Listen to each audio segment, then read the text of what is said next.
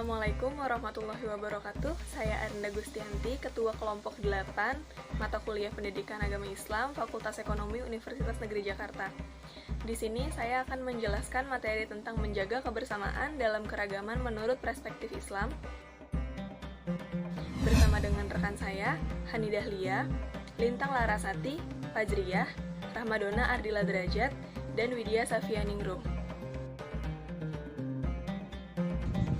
Bismillahirrahmanirrahim. Perkenalkan, nama saya Hani Dahlia dengan NIM 17016201119. Hal pertama yang akan kita bahas adalah pengertian keberagaman. Pengertian keberagaman. Perbedaan dan keragaman merupakan ciptaan Allah Subhanahu wa Ta'ala.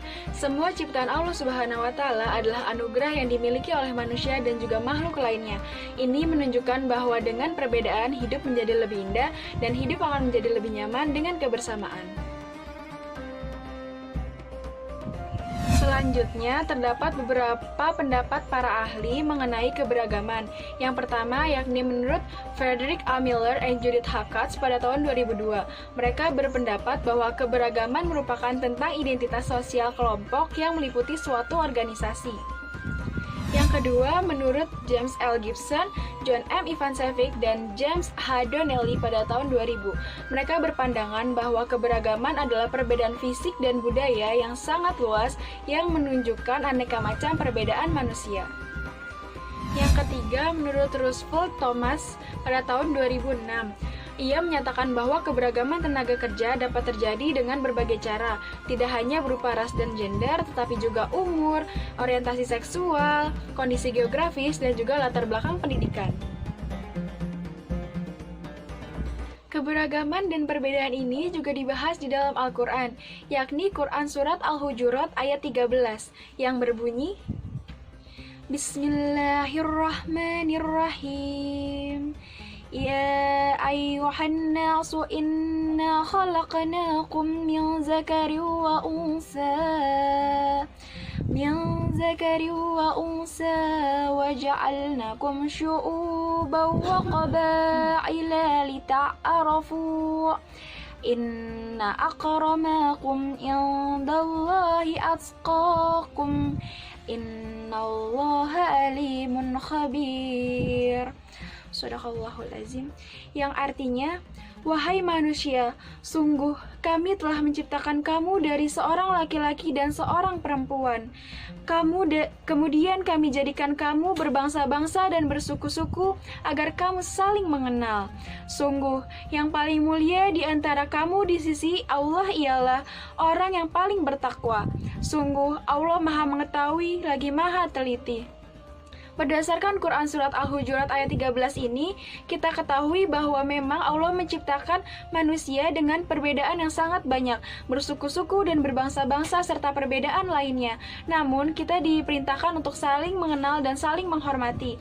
Dan dari perbedaan ini pun, Allah tidak memandang perbedaan kita dari secara fisik atau perbedaannya saja. Allah memandang kita berdasarkan ketakwaan kita. Assalamualaikum warahmatullahi wabarakatuh. Perkenalkan, nama saya Fajriyah dengan NIM 17016200031. Nah, di sini ada konsep ukhuwah Islamiyah. Kata ukhuwah secara etimologi berasal dari kata akhun yang berarti saudara kandung atau seketurunan, atau dapat juga berarti teman. Bentuk jamaknya itu ada dua, yaitu ikhwat yang artinya saudara kandung dan ikhwan yang berarti teman. Jadi, ukhuwah secara etimologi dapat diartikan sebagai persaudaraan. Nah, di sini ada konsep ukhuwah Islamiyah. Ada 3. Yang pertama, konsep tanawu al-ibadah atau keragaman cara beribadah. Mengakui adanya keragaman selama praktik ibadah selama merujuk pada Rasulullah adalah maksud dari konsep ini. Keragaman dalam beribadah merupakan hasil interpretasi dari semua perilaku Rasulullah yang terdapat dalam riwayat hadis. Interpretasi pasti menimbulkan perbedaan-perbedaan. Untuk menyikapinya, kita bisa mencari sumber yang jelas yang lebih dekat dengan kebenarannya dan dipercayai oleh banyak ahli. Dan yang kedua, ada konsep al-mukhti'u fi al-ijtihadi lahu ajrun atau yang salah dalam beristihad pun mendapat ganjaran.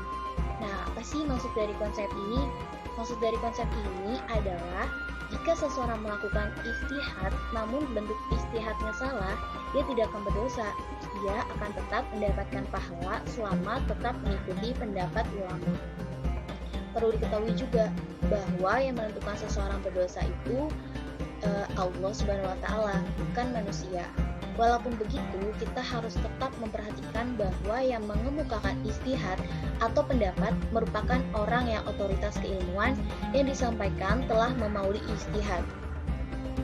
Perbedaan dalam istihad adalah wajar, tetapi jangan sampai mengorbankan ukhuwah Islamiyah yang terbina atas landasan keimanan yang sama. Dan terakhir, ada konsep rahmalillah qabla ijtihadi al-mujtahid, atau Allah belum menetapkan suatu hukum sebelum upaya ijtihad dilakukan seorang mujtahid. Nah, maksud dari konsep ini dapat kita pahami nih, bahwa pada persoalan-persoalan yang belum ditetapkan hukumnya secara pasti, baik dalam Al-Quran maupun Sunnah Rasul, maka Allah belum menetapkan hukumnya. Oleh karena itu, diharapkan para mujtahid dapat menetapkannya melalui ijtihad. Meskipun berbeda-beda hasil ijtihad tersebut, hukum Allah bagi setiap mujtahid. Saya Lintang Larasati dengan NIM 17016200101 akan menjelaskan tentang tantangan dalam keberagaman.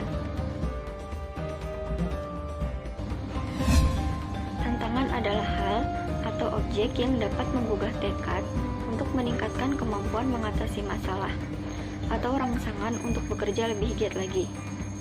Keberagaman adalah suatu kondisi dalam masyarakat yang terdapat banyak perbedaan dalam berbagai bidang.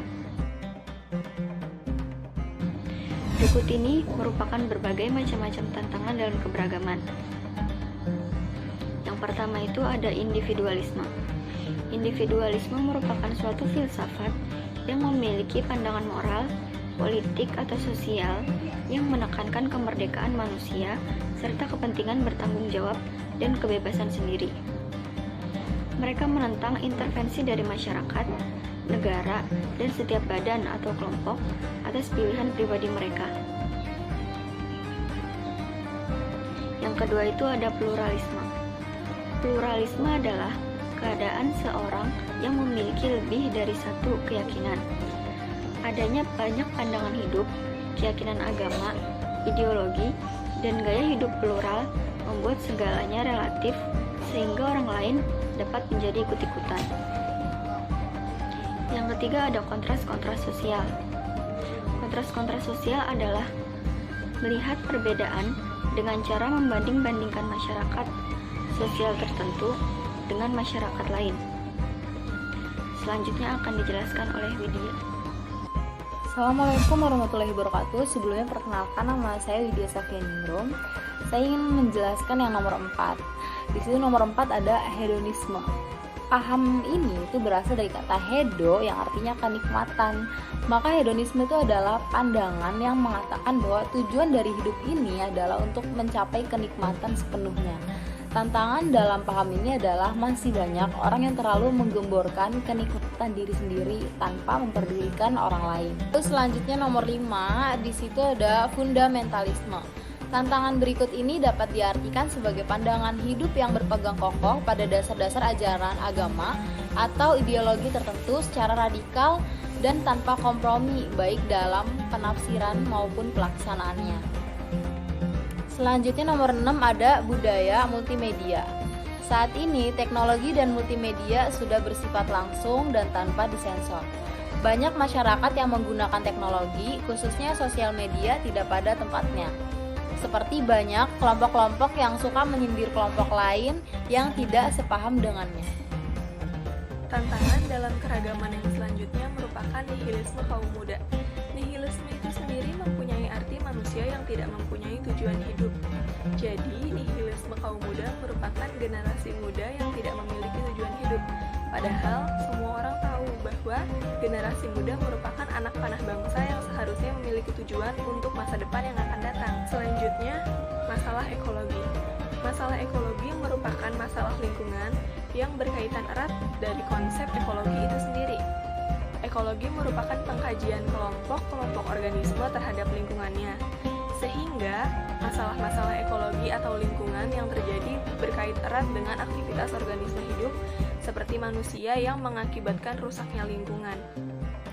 Yang terakhir, ada masalah komunikasi. Dengan adanya keberagaman yang mengakibatkan munculnya banyak bahasa daerah, muncul pula komunikasi yang kurang efektif, sehingga menimbulkan masalah seperti memicu perselisihan, menimbulkan kesalahpahaman, memberikan kesan yang negatif, menimbulkan kesalahan informasi, kerenggangan sosial, dan masih banyak lagi yang ditimbulkan karena adanya komunikasi yang kurang efektif. Selanjutnya yang bisa kita lakukan untuk menjaga kebersamaan dalam keberagaman tersebut adalah yang pertama, saling menghargai, yang kedua, saling membantu, yang ketiga, tidak saling menjatuhkan, yang keempat, saling menjalin kebersamaan, yang kelima, meningkatkan toleransi, yang keenam, bersikap saling menerima keberagaman tersebut, yang ketujuh, mengamalkan Bhinneka Tunggal Ika, dan yang terakhir yaitu memperlakukan orang lain sebagaimana diri kita ingin diperlakukan. Sekian materi yang kelompok kami sampaikan, kurang lebihnya mohon maaf. Wassalamualaikum warahmatullahi wabarakatuh.